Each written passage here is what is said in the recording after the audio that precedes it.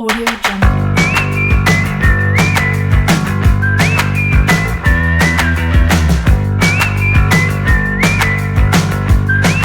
Audio Jungle. Halo adik-adik, Assalamualaikum warahmatullahi wabarakatuh. Adik-adik, bagaimana kabar kalian pada hari ini? Semoga kalian selalu sehat ya. Oh ya, sebelumnya perkenalan dulu nih, nama saya Resia Purniati. Adik-adik, pada materi sebelumnya kalian tentunya sudah mempelajari mengenai jaringan tumbuhan, ya kan?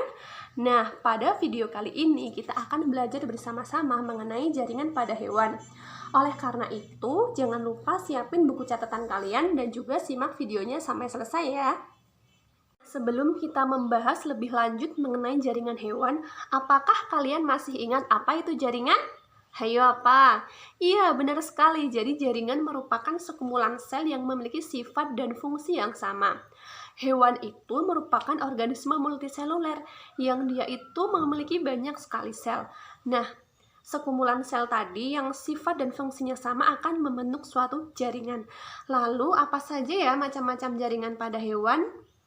Nah, kita pelajari berikut ini ya. Ya adik-adik, jadi jaringan pada hewan itu ada 4 macam. Yang pertama ada jaringan ikat, ada jaringan epitel, ada jaringan saraf, dan jaringan otot. Nah, pada video ini kita akan belajar mengenai jaringan epitel terlebih dahulu ya adik-adik. Nah, jadi apa itu jaringan epitel? Jaringan epitel merupakan jaringan yang memiliki karakteristik antara lain.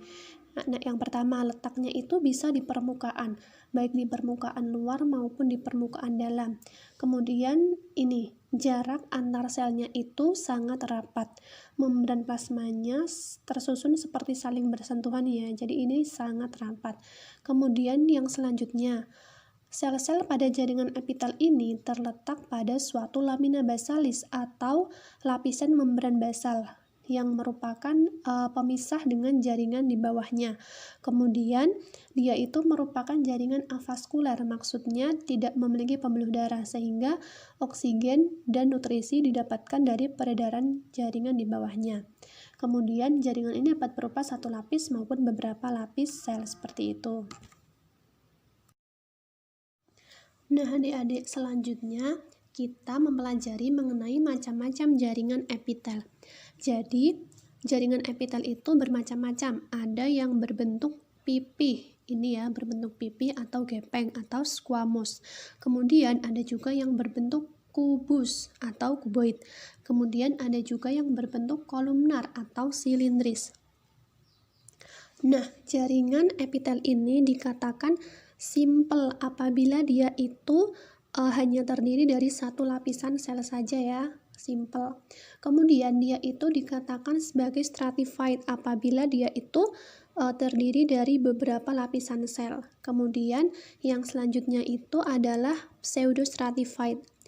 Seperti yang kita ketahui, pseudo artinya semu, sedangkan stratified itu artinya apa? Artinya berlapis, sehingga pseudostratified ini merupakan jaringan epitel yang kelihatannya seperti berlapis-lapis, padahal sebenarnya dia itu hanyalah satu lapis. Nah, kemudian dapat kita lihat bahwa nukleusnya ini berada pada ketinggian yang berbeda-beda, sehingga pseudostratified ini makin kelihatan seperti stratified seperti itu.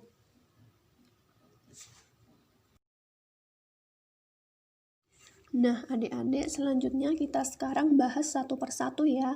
Jadi, yang pertama itu merupakan epitel pipih selapis atau simple squamous.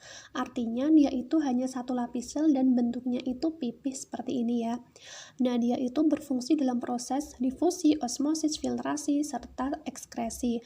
Misalnya terdapat pada endotelium, mesotelium, alveolus paru-paru, dan lain-lain. Yang kedua adalah epitel pipih berlapis atau disebut juga stratified squamous.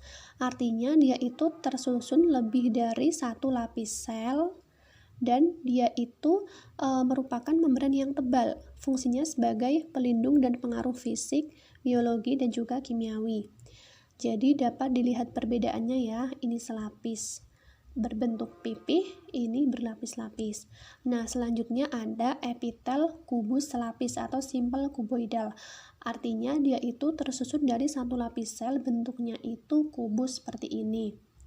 Kemudian jaringan ini berfungsi sebagai pelindung, sekretory, serta absorpsi. Banyak dijumpai pada kelenjar. Selanjutnya adalah epitel kubus berlapis, artinya dia tersusun lebih dari satu lapisan sel, kemudian berbentuk kubus. Nah, fungsinya itu untuk proteksi, absorpsi, serta sekresi, misalnya pada saluran keluar kelenjar keringat. Kemudian selanjutnya, epitel silindris selapis atau simple kolumnar, artinya hanya tersusun satu lapis sel berbentuk silindris. Untuk epitel silindris selapis ini, dia itu berfungsi untuk sekresi dan absorpsi. Epitel ini ada yang bersilia, ada pula yang tidak bersilia. Selanjutnya, epitel silindris berlapis, dia itu berfungsi untuk perlindungan. Dapat dilihat di sini terdiri lebih dari satu lapis sel, kemudian bentuknya itu kolumnar seperti itu atau silindris. Nah, kemudian yang selanjutnya itu pseudostratified. Ini sudah dibahas yang tadi. Jadi dia itu kelihatannya berlapis-lapis padahal hanya satu lapis. Dilihat dari nukleusnya ketinggiannya berbeda-beda. Artinya semakin kelihatan seperti berlapis-lapis padahal aslinya hanya satu lapis. Kemudian yang selanjutnya adalah epitel transisional. Nah, apa itu epitel transisional? Epitel transisional ini bentuknya bisa berubah, terdapatnya pada kandung kemih. Nah, ketika kandung kemih belum ada isinya, maka sel epitelium masih berbentuk kubus. Tetapi jika sudah terisi dengan urin, maka kandung kemih akan mengembang. Nah, sel epitel yang awalnya berbentuk kubus kemudian akan terdorong oleh gaya yang diberikan urin kepada dinding kandung kemih, maka akan berubah menjadi pipih atau squamous karena tertekan oleh urin. Jadi seperti itu. Dia itu dapat mengalami perubahan bentuk.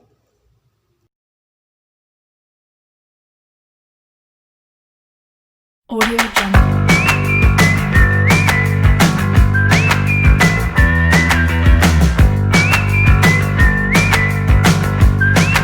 Audio Jungle.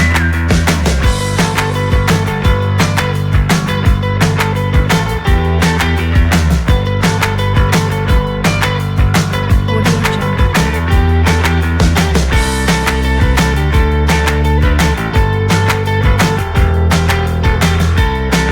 Adik-adik, jadi video tadi merupakan video pembahasan seputar jaringan epitel pada hewan.